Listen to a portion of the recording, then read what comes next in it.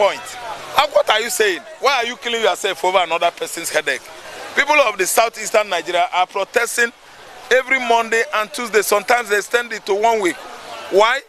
They are trying to explain their grievances, express their grievances to people. It is no longer inexplicable phenomenon to sit at home 2 days in the southeastern Nigeria. It's been their culture for some years now, and they are doing it satisfactorily. They are not complaining. So why is it that somebody is having headache over sit at home, observation in Igbo land? The Igbo people there, the youths, they want nnamdikanu to come out. That's why they are sitting at home. It doesn't concern anybody. If I sit at home in my home in Anambra State, it doesn't concern you. I'm doing something I know. If I do it, government will know that they are holding nnamdikanu illegally. Who is complaining? Those youths in the southeast, or those farmers, or those government workers in the southeast, are they complaining? Why someone's headache must stop somebody from sleeping well in his house? Okay, all the enemies of the Igbos, it is the right time they should use their tongues to count their teeth. They should use their tongues to survey all their dentitions to know if their teeth are neatly set, neatly fixed. So, it is out of hate. Sit at home. Igbos are there doing it in Imo or wherever, everywhere. Oka, Onitsha, Bonye, Enugu. They are happy. Well, no, it is the governors that... It is not concerned the governors. Nobody voted the governors. The governors that were voted are number one. I'm aware that Ndi Anambra voted Soludo. Ndi Abia State voted Alexotti, and Alex is working. The rest of the 3 governors, no one put them there. Kenumba Mba, Governor Enugu State, was first on that seat by Nnamani. Listen, by Nnamani's. Nnamani's political dynasty in Imo State is the strongest. Any political structure you have in Imo State, in Enugu State, sorry, the strongest political dynasty in Enugu State is the Nnamani's. See, they are the kingmakers in Enugu State. So, the so-called Mba, who is claiming to be governor, they forced him on the Enugu.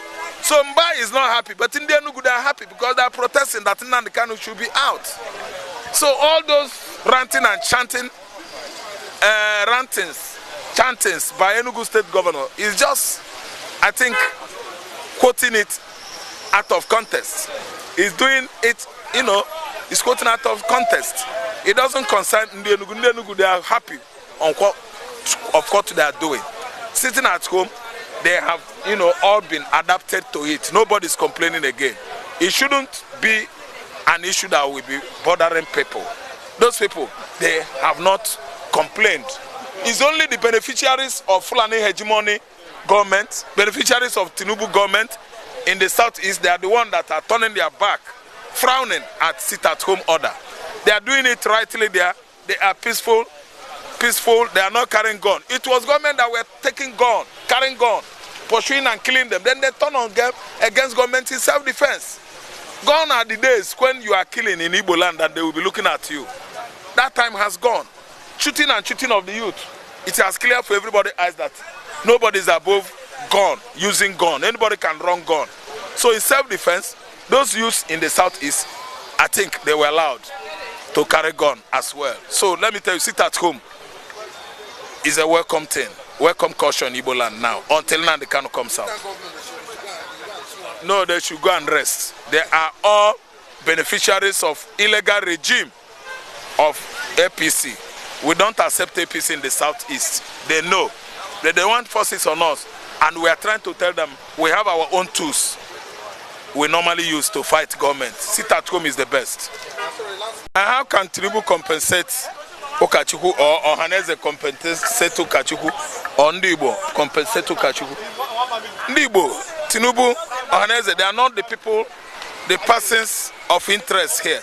In this matter, the only person of interest is Nyesonwike, the man who is this mating, as a result of jealousy, billionaire, Igbo billionaire's property in Abuja. The main person of interest is he. That's Nwike. He's a madman. When a madman embarks on banishment or sojourn, he will later come back. Ebe garije, ebe garanjem, nnata ka ofol. When a kite or hawk travels, people will be waiting for what? Its arrival. Their kinsmen will be waiting for their arrival. Is a proverb. The person that is destroying the Igbo's property in Abuja are the Igbos the only properties owner in Abuja.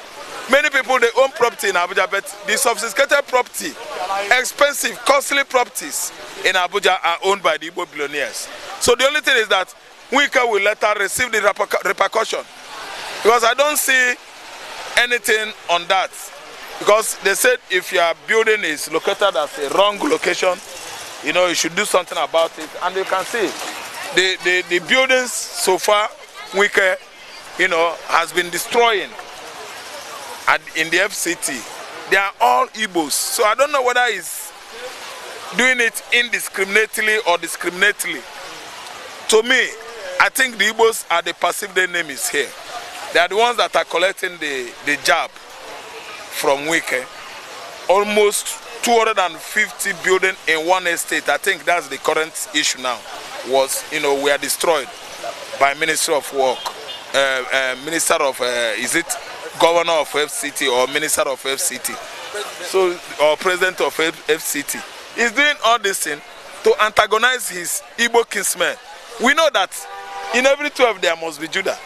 All these are our equal Judah's brothers. Time shall come when one shall know one's right. Tinubu, if you ask me, did not destroy anybody's property. It is Wike that will tell them this thing we are doing is not good. This position is where it is in the right position, or this is what we are going to use to pay damages to people, the owners of the property. It's not all about just blaming Tinubu or blaming government or Haneze or Ndibu. Yes, Wike knows what he's doing. He's fighting perceived enemies. His utmost enemies are his Igbo kinsmen in the southeastern Nigeria. You know, eye service is a tradition in Nigeria. Eye service is one of the mentality I've seen in Nigerians I've not seen in any other country. Nobody can come and stoop so low to deny the truth and justice by nearly inciting all manner of crimes against his fellow man. That action is called treachery in the Bible. It's an act of treachery. Yes, you are being treacherous for nothing, accusing somebody to have, you know, an accusation of inciting a government or being against government. You are doing so that you will favor the president, Mr. President. That's an act of treachery. Yes, you are maligning someone else. It's not good. Maligning is bad, because Obi himself is coming up with solutions that will make Nigeria better. And because this current government, they are clueless, they don't know what they are doing.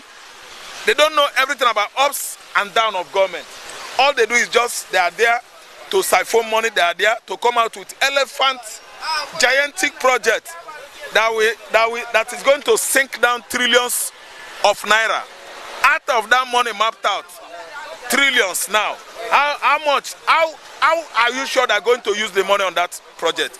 They're not going to spend the whole money. Wait, they will steal like some good percentages and tell you that they use the rest.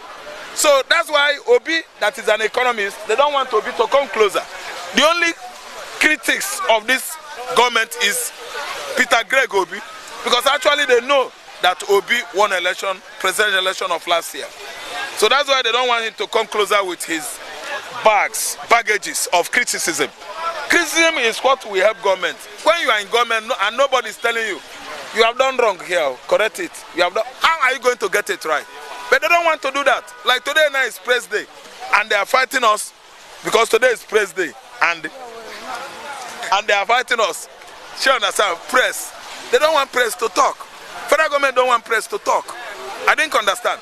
It's something that Obi is doing. We, the press, we are telling them this is what to do. This is where you are getting it wrong. And we find out now that press has not been working since inception of APC regime, from 2015 till date. Nothing like freedom of press. Why? What is happening in the southeastern Nigeria? They are not showing it on the newspaper. They are not publishing it on the newspaper. Southeastern Nigeria, the journalism in Nigeria, which of course I know is a monotonous premier in mass communication. They have, you know, either make it poly. It's not a polytechnics. It's no longer a monotechnics because NIJ is there. They are coming out with people, that are going to be, experts in mass communication. Mass communication is involved with journalism. And where are we going to dispense the message when we have been, curtailed and checkmated not to say anything? So today, which is freedom, press freedom, who is free? Who is speaking freedom? Who is talking about freedom in Nigeria? You don't voice out. When you talk too much, Tinubu will send some people to attack you. If you talk in Lagos here, you will even see some motor parks Aboru who are even suffering in this current regime. They will attack you. So no press is free. No freedom of speech, no freedom of press in Nigeria. Then again, what the southeastern government, governors are doing is wrong in collaboration with federal government. Anytime someone comes out with at least to profile solution or with criticism, they will shout down on him. Look at what happened at Sunrise. What Umar did to Laila, the Sunrise reviewer or analyst, he shouted down on that lady. Yes, arise, thank you, arise. He shouted down on that lady. He wanted to, the girl stood her ground because she knows her profession. Umar punished and even banned 2 newspaper news platform in Ebonyi State. He stopped them because they are doing good work. So in Nigeria today, Tinubu is doing what he likes because he has paid, he has bought the whole newspaper in the southwest. Nobody is reporting what is happening. Yes, nobody is reporting again. If they do, why are they not reporting what is going on in Imo State? Do you know that since the inception of Uzodinma's regime, no day, no head is not lost in Imo State. No day. Police, the youths, the soldiers, they are killing themselves. Not be small wahala. And they won't allow journalists to report. The press are not writing it.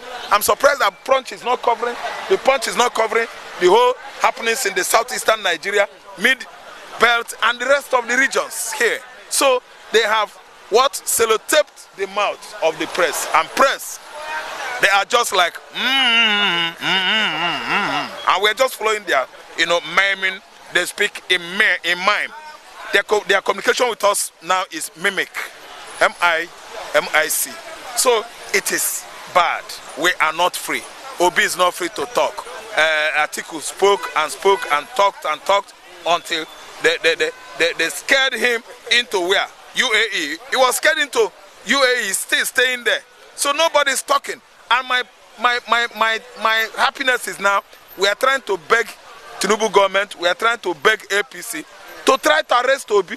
They should arrest him and incarcerate him so that we know actually that they are running a dictatorial system of government here whereby they dictate to people on what to say. They should arrest Obi. I beg Tinubu.